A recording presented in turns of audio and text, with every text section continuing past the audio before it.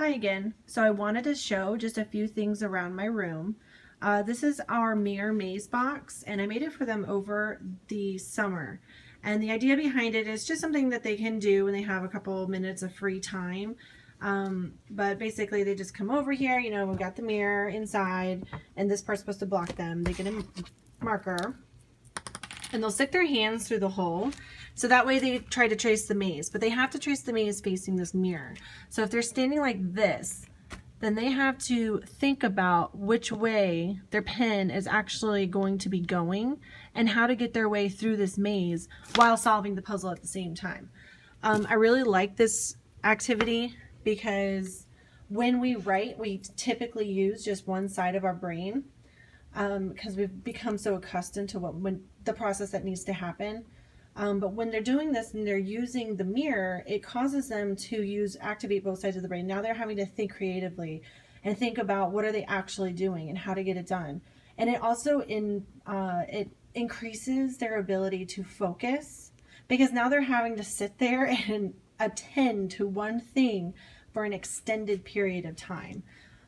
They've loved it. They've taken to it very quickly, and now it's become a challenge for them to see who can do it the best. And they can grab any kind of maze they want. And I also have blank paper in here, and they started writing their names and trying to chase them. So that's been really fun. So next to it, I just have my little science station, some science jobs, and our little plants that are somehow still with us. They haven't quite died yet, but they're the ones who have to take care of it. They make sure that they're getting fed and watered the appropriate amount and not too much. Here we have our books for my different centers, or not my centers, their triple I time. I have them doing their literature circles. So every week I meet with those groups. Over here we have our 7 Habits wall.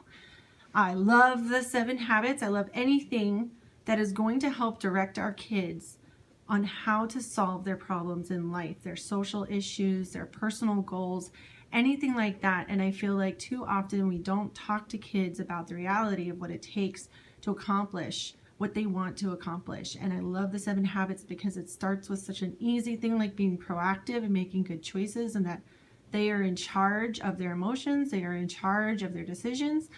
And how do they take charge of those things? And, you know, going all the way down to working together with a team and being a part of a team, and how to utilize those people to make things better more than even you could. I mean, I love it. So we've been talking a lot about that this year. It's been great.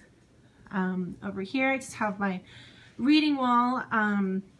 These are the standards that we're hitting right now: theme and summary, character traits, compare and contrasting.